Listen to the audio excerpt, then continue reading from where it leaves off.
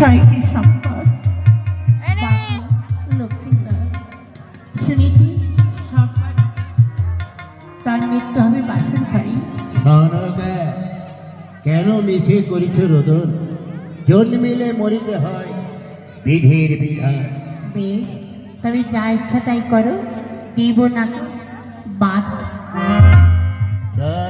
কানে তোমার এত বড় সাহস যে পুজো নেবার জন্য তোমার এত বড় সর্বনাশ করেছ।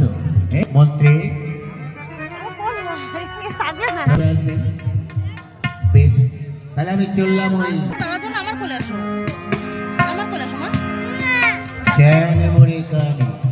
তুমি আমার কাছে পূজা নেবে তাই নয়? বেশ, আমিও প্রস্তুত আছি। দেখবো তুমি কেমন করে আমার কাছ থেকে পূজা নাও।